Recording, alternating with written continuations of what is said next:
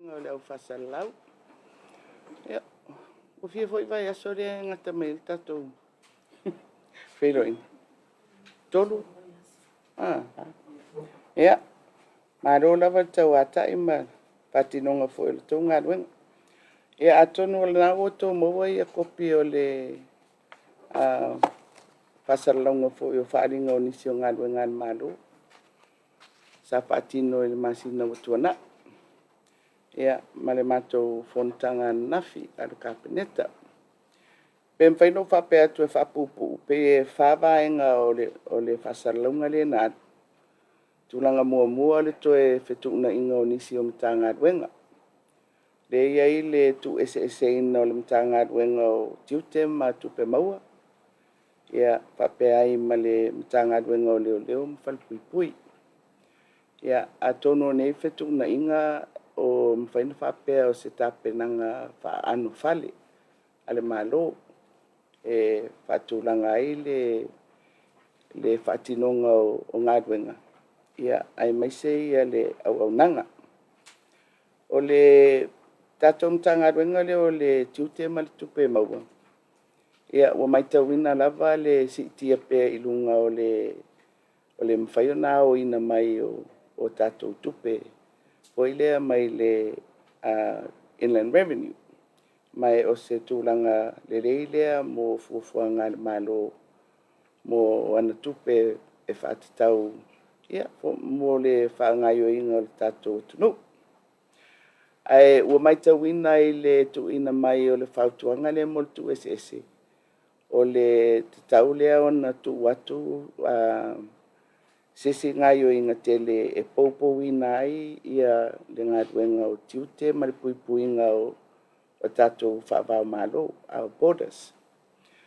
Ia, malume moni lava ia, o le moni maua le tamaita e o lo whaurulu ia i le mata ngā ruenga le nei taimi. Ua tupu le ngā ruenga, o le scope o le ngā ruenga ua tele, ia, mai foilea i lana mai tau, ua tala whea ngai, le whatula i mai o ni mata ngā ruenga ia e lua e tau avena la tau ta whaioi. E atonu o leo mwhalpuipui e le tele se whamatalanga e whaianga iai o na ese ia foilea autu o ia au nanga. Ia, mai manatu ai e sa tatu iai mua foi. Ia, mai tāua lava le tūlanga o le tu ese. Ia, ai mai se foi le pito la au o le palpuipui o le toe fuataina. E lava le whamoe e moni o le turi loa ia whasalanga. Ia, ai o le si autu, ia o le mwhai ona toe poupou ia le soifua foi o i latou o lo tu inatu i le to ese ono nisi o soni ngatu la fono. E vaenga alona lua foi leo me tau au nanga po o le services. Ia, le iai le whaamataranga o isi malienga ua whai mwhalamai i intia e au inatu e ia ngase a tātou. Ia, o le telefoi o company po whalamai. Ia, e mauai foi ia le abanoa e whiriwhiri ai le tātou malo i le whalamai e pito tāra whea ngai. Mo ngase ese le ngatai lea ia o le tau fo i o au nanga. Ia o le SpaceX atonu whai fo isina umi o iei whasaralaunga i le tūranga a rea na wha tūranga alo ia i tutonu o le kapeneta i lungo o le whautuanga le ofisa whatonu. Ia mai te tonu lava o le si lea au nanga o le afso soanitele. I mata upu tau interneti mawhisota inga. O le vaenga lona tolu o le whasaralaunga, ia e mwhaina whapea o a tātou whaavaa o whaina whaavai. Ia, ma o lea la o tūlanga o le olanga amata o tātou whanau. I le mtanga ruenga leo tinamata mai tai u whatūlanga mai ai le rātou whaavaa leo whaina whaavai. E tai ala ina ai ala tō fuafuanga ma la tō ngā ruenga whatino. O le whainga whaavae lona lua o mataupu whaasainisi teknolosi ma whausanga fou innovation. O whaia sina umi o tau mwhai mai le whainga whaavae nei pena amata mai a lua fisfulima. Ia pe sa tau la mua I lava ia le tātou universite ma le tātou whaalapitonga le Strauss. Ia e whaia maalu ma toa ia ma toe tau mwhai mai. Ia a ole me tāua o le ua ma whai ona tātia mai lea whaava a tāua. Ia mai a tonu e le tau whaamala maina. E vai lava le whaavae o a tātou tapenanga whaasainisi. O ile tutono tātou waonga, tūlanga whapena, wa o le whaavae ale na e fufoa mai ai. Ia ni tātou tau mwhainga I lea fo I sekta. O le whaavae lona tolu. Ia o mataupu tau soni ngā tūla whono. I le whoresanga le mtanga duenga o whaamisinonga ma au whaamisinonga. Ia o le sekta fo ile o le law and order. Na whaali mai ai ia seitu o te loa e le na o le sekta fo ile e a fiai. Pe o le tele o taimi, wa iai a tātou tūla whono. Tele fo o taimi wa tuai a tātou tūla whono. A o le si lava tūlanga e pei o se gap o le avanoa. O le ato toa tapenanga o whainga whaavae e tai alai ia mtanga ruenga ese. O le vainga fo ila lea le sekta leo le law and order. I le whatūlanga mai o le lato whainga whaavae lea. Mai nātou te silafia e tele ia mtanga ruenga ma mta ese. Tata ese e whea ngai ma le ngai o inga whatūla whono ma whaasori ngā tūla whono. Ia mai o te manatu o le si policy framework lea wa te tau na lewa na whatatia. Ia ma le tūlanga muli o malienga whaavau malo. Ia o le ua whasara lau fo ia le malienga I le vāo tātou ma le malo saina mo whe mala ngā inga. Ua whaisina umi o na mwhai o nā avanoa le wheo ai atu o le po le tūlanga official travel I saina. Pe atau ave ia le tusi folau fo ile whaal malo. E le mana umi ai se visa mo aso whatūlanga ina. O le mea pito tā ua I le malienga lea ua tātou o nei ai masaina. O so se tangata anu Samoa e mawhai ona malanga atu I saina e au noa ma se visa mo le tos fulu aso ma leo o atu I le ivas fulu aso. Mo tātou fo I Samoa pe no tau sirfia o le whainga whaavai lau tele e awa noa so se tangata anu o e malanga mai Samoa asiasi e le whaiaso na visa mo le umi e o atu le ivas fulu aso. Ia ai iei fo iona ia inga, e tauna iei le return ticket alu e se atuai, wha mautu le mea no foi I nei, ia ma wha mauti noa o se tangata e le aini o na soni ngā tūra whono. Pei lau se wha pupunga le nā o le whasalaunga le nā latu, wha vaenga e pei ona o whola I nātu. Ia, ai sauno mai pe ini whesiri.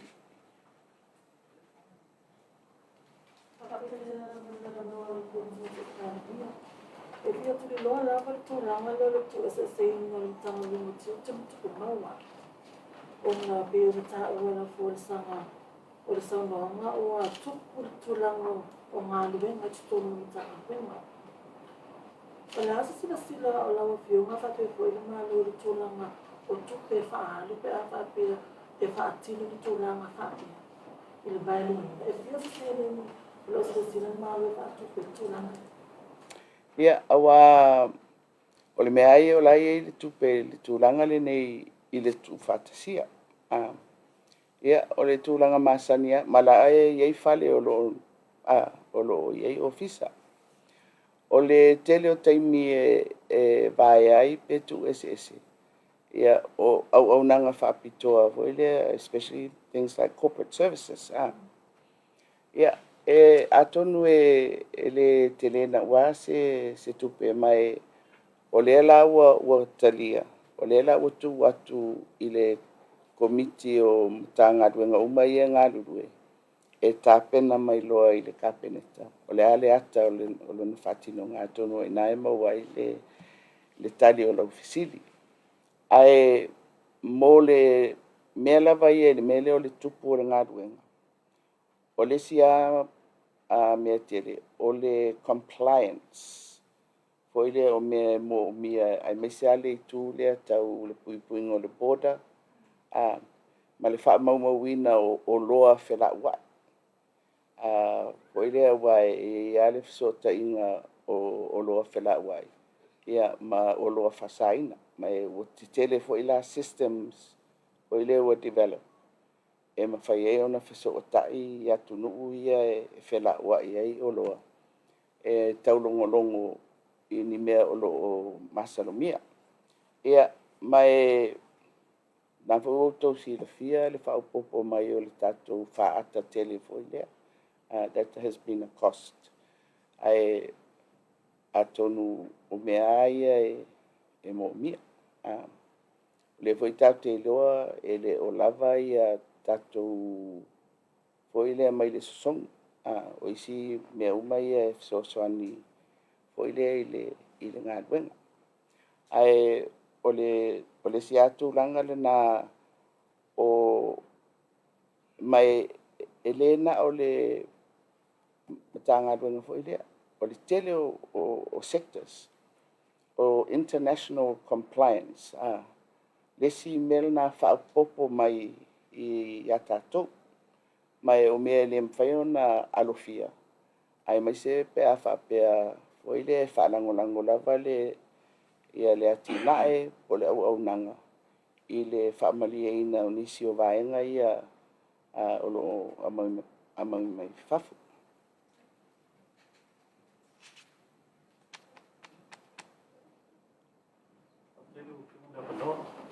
Lua mau e lau sauloanga pe o le sauloa. Iu le tūlanga le mati ianga le wahata tōuma le tuno saina.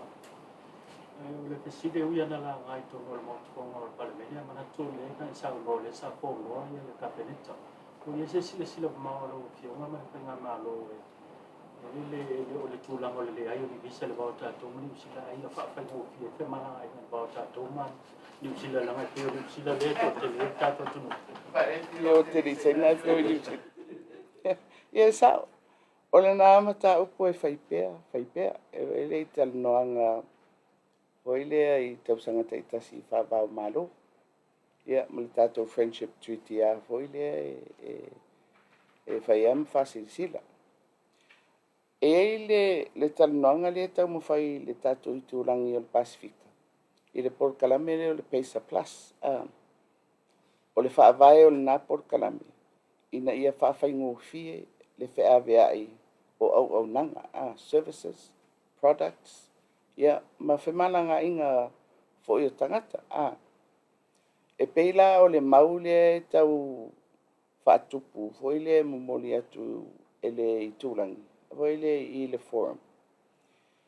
I le anganga fo i lea, e le vainga pe e fia o umatangata i New Zealand ma Australia. Ai pe wale ai se vainga, i le i tūlangi o le Pasifika. Foi le o a seta ia i tonu o le Pasifika. Foi le e whaatupu ai ia o pisinisi. Ia, foi le e a ngai mai ai ia New Zealand Australia. E le whapena o tātou le. And that's that whole question o le level of investment a New Zealand Australia. Mai sia kako paanga i tonu o le Pasifika, e se mai foi le i ala tu soani le aid. Ai o le me foi le o se vainga lau tele pe whape o le tatou tūrangi. O a seta ia e mawhai o na whapea e ave e ni a tatou tupe whawhai ngā luenga. Foi lea e whatosina mai e tangata i le tātou foi le Pasifika. Foi le unique foi le tātou environment. Ai pe o le e tasi ale manatu. Ia na New Zealand ma Australia e mawai e manuia. O le si vala o le talanoanga lina. A whawhaingofia le whewai. Foi le asi foi le ta whao whai pisinisi. Ai o mai atangata ia e nonofo i o lato atunu. Mai ala ona nau tangata e whai ala lato nofo mau po le sa ili o citizen.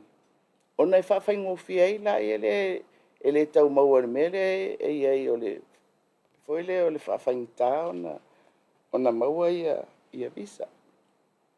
Pela foi le o le tau mawhai atu no taitasi bilaterally. A le foi la e tau whaamaupopo le leile tūrangi ia. Foi le ai maisela ma New Zealand ma Australia pe o no tātou paanga masani lina. E mo ia foi le o saina ia le nei taimi. Le atau te ido le au whai pisinisi. E fia e o i saina. E whatau mai e lato o loa wai e tau ngofie. Ia atonu la e fisosoani la le mea lea. Ia, o te reiro foi pe ono whaatupu nisi mafua anga te tau. E fia o ia tātou tangata i saina. O le si bepe mawain tātou ngā ruenga i saina.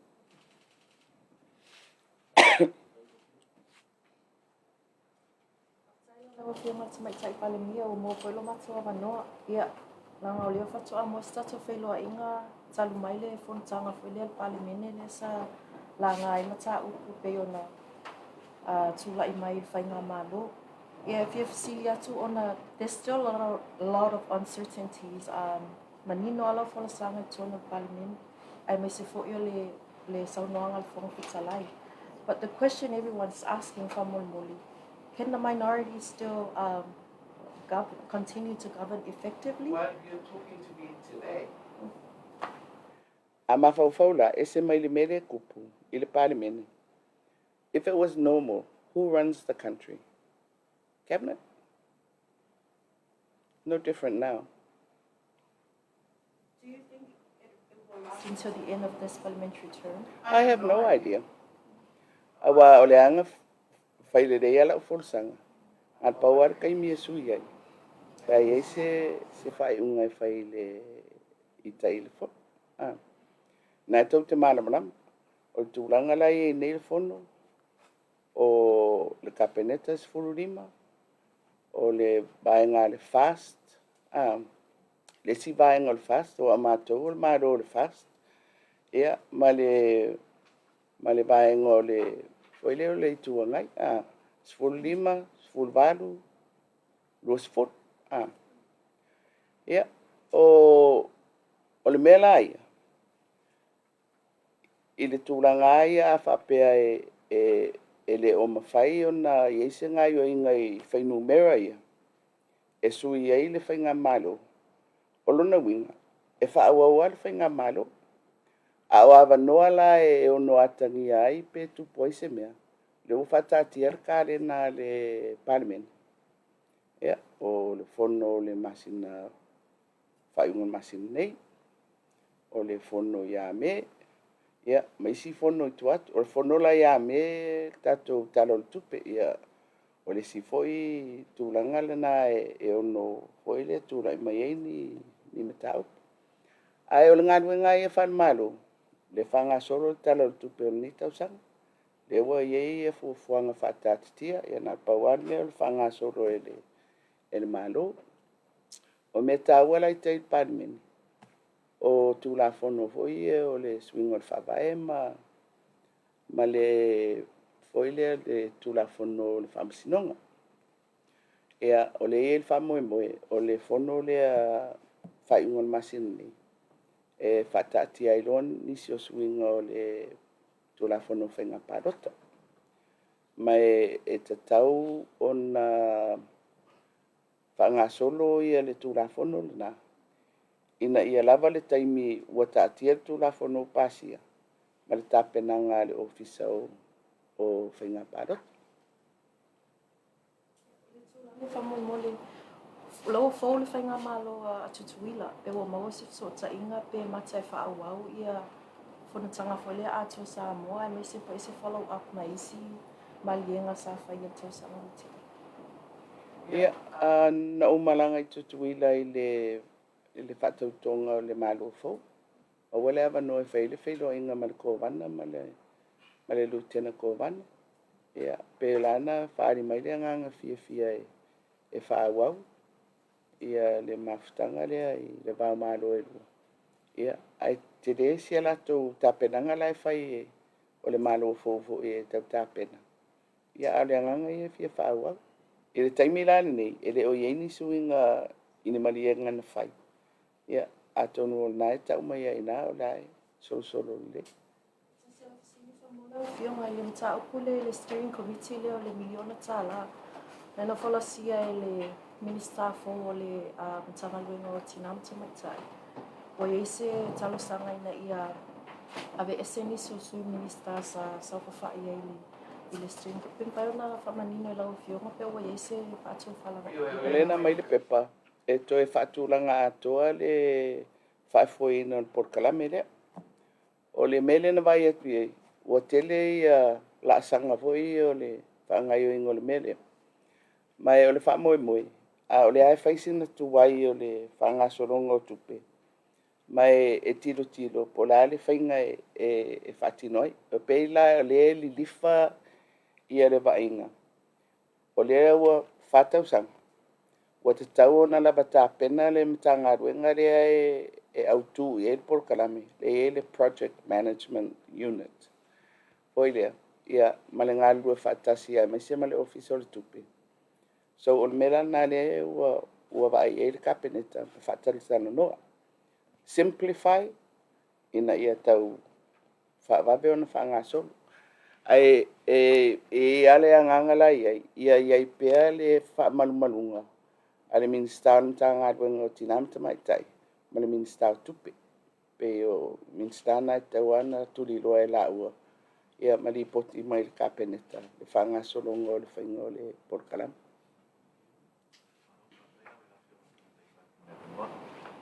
Ia ofisi, no whionga lau siki mua, o le sa tangi ia whawaro tulanga pia nenga ia ea wai e rewa pese mai ina wa whionga ma malisi fo me pai ka ufa. Ora se tangi no whionga i le tulanga o lo abe pera wa whionga ma taitai o pai ka. Pa to ile to sa mo tas. Pero sindo no lugar o whionga le tula fono le pata no ande ia le ofisa fe na paruta. Tulanga pia nenga ia ha to paruta mo ya tu mau. Ora se ki na ngaro no whionga tulanga ia na mo la boina pe dia. Ofisi. Ia, wala ba voi le lua. Ia, o le mea lea sia mako whapesi o mako paki. Ia, a kongo e mwhaingo kali aku whapea. O mātou ai, o lai whatau tō mātou o whaipule o le fast. O le mālo whoringi, o le mālo o le fast. O la tari pūpūla ia oi. Pe o le taita e na lau whamelvaenga la o le taita e pāti. A reu te pāle mia e le mālo o le fast. Is that? O le fisiri le te whai mai ai. I o lai e tapenanga le au mai.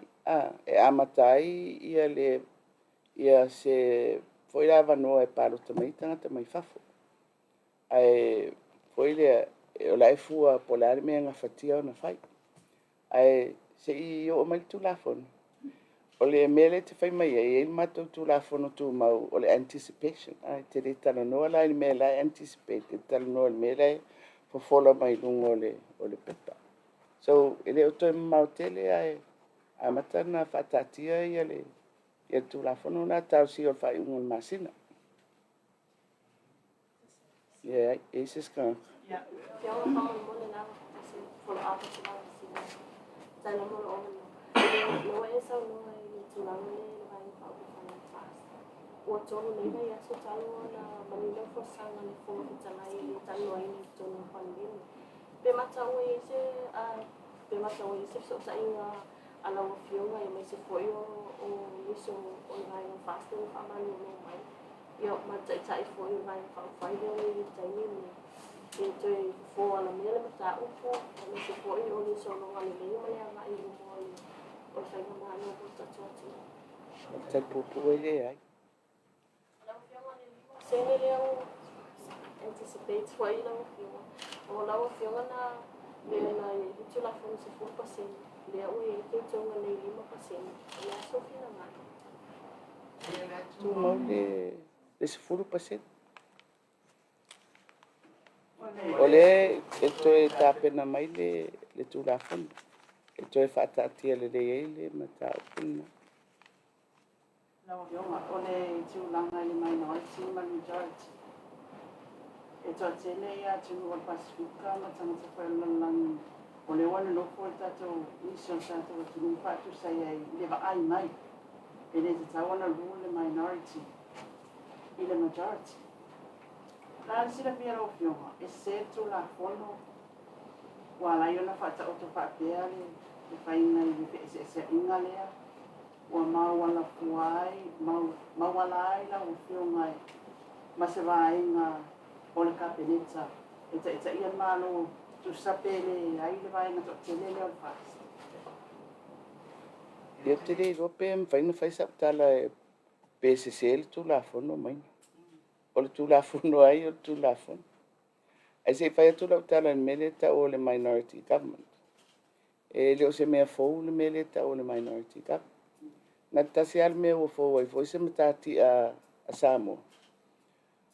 O le tūlanga masani o minority governments. Ona o le tele o pati. E ona tu whatasi la ia leo pati. Ia ai o le pati au tu ia. E le o atoa le foi le majority. Ala wa ia le malienga. A isi pati o la tau le la whaawa wina ia le malo. E tau iei foi la se tūlanga whapena o le mele tupu ia tātou. O le mela le whai isi na ese o tātou. E le whape ono le tele o pati. Ai o le ese esenga o le majority party. E whai foi la o tele lopo fel tu la fono le te whai mai ei. O le whawai po le tu la fono whai ngā palot. O tu la fono whawai. Le ma fuai na whaonga na palimene le tūlanga le wai nei. Man tua foi le man na afape anfape e to tele la to numera nai lo e o mai fatu le vote of no confidence. Ya o te lo foi o ta ele se tala vania. E para ai mai to foi faina palota. Le la watu mai ata ita inga la ufioma. Le winga la ofisi. O le ale i tūlanga sa tau na wa pe o tūla fono le wa. Le atato te taia i whatulanga ina te tainga maro te nei. E mwhai foi ina whapese tala. I le tūla fono ai foi le tatano i le mela i tūla fono. O lau vai i le tūla fono. O lai pui i le tūla fono. I le meta o le malo. Foi le whaingofie le aveseina o se malo. Mai o le si foi moni mau i le namea. Apa u le malo. E le avanua i le taitai. E whai atu loa le whautuanga i le ao le malo. E toi whai le si whai ngā parota. So, i lau titilo iei whaamawhau whau. E pe iei le anganga foi lea o le tūla fono.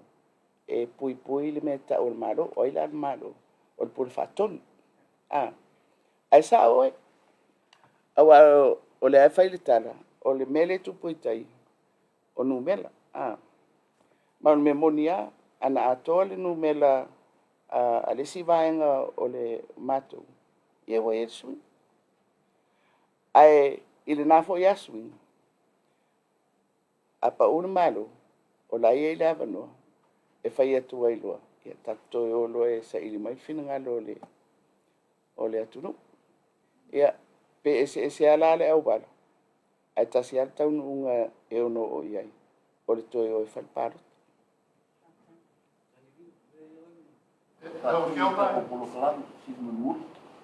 Ele mafaianga makafi le au le fa maru le. I tono le tunu mala fu le na ma. Ongo male pele le to vai na fa. Ua tu le mai le wa fioma. Pala un bero ele a ko te no bero te te ngai malo. Ula i mai la au. Pala un bero ele mafaianga kai malo fa. Olona winga la e te mini. Ole wa mare pele sia ka ho me. Ole fesi sa ona la o fio. Tu sa per fesi. Ole ye ele a faina na tu no.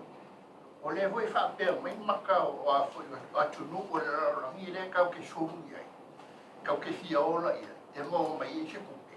E ka ke ola. Ah. Le fa pe mai. On mena ne ka mai de la ko vai. On ma ro mare pele. Ah. Ora como ia na fape ai de fai do sparo. So fisilia tua. O fea le fuola o male pele te sano mai. Não, ele fai aquilo que eu falasse. Longo le mado. Inga yo inga. Ese tu pese si wale maua. Ese au nanga wale mfai ona fatino. Lale tinga ino le tunu ule ia. Eu fai mai o male pele wale le. Ele ia de fato tuana ore numero e tatte inai malo. Recusava per vestito, ele o ia la au le aquam. Ele o ia kuila e pa mana ko vai na usara tulanga le o ele malo. O male o meme. Ele lo poi le kai o tato malo. A le fa pe mai maka o tu no fa fo le ka ki fi fiola ia. E mo me ele. E ka ia fa inga le tu no. Se fua mai la. Se ka o mai i lau maul na o mai. O tupu le mele na. E se kupe, e sa kupe o le mau. E ai. E ai, o le te fisili atu. Awa, o le ai fa awa o le malo. O ngā le a, o le fina ngalo o le parimene la i tai. Le au te fai atua. E fai lo le tonu i tai. E fai la ele o le mena te mana ai. Ai, o le mele tupu. O le ai ma fai o na fa awa o le malo. Ai, i nene ia me pe utinga ina le tunu umare perepe. Fele fua o le melna. Le fai lau forsanga i parimene. Ka kia ko pera e parimene. Fai mai la tōt fai o. Ai, ngai ke si le fia le e lau a fio. Le ai se fai pule fia ro e se kimi ngai e ave. Fai se paroka. Longo ino. Le fai ko porki. Ai, tinga ina la tuno. La me ule fai se fai unga nana. E ai, o lau whawinga ina le na. O lau whawinga ina. O lau ai e le marianga e ui e le whaaleoa. E wha wau pea le whai ngā maro i le pule whatonu. Awa o le mea alana sa tatou sawa. A o le mea lea o lo whai mai ua malepe, ua le mawani wha manuianga, ua ti ngā ina le tunu. Whea fua. E se mai e ti ngā ina tangata i e whaari o lato manatu mwhinau. A e kuli loa na mo le mea o le ngā ruenga wha maro. Ma le wha tinonga le au na ngā maro. What's not working? Tell me.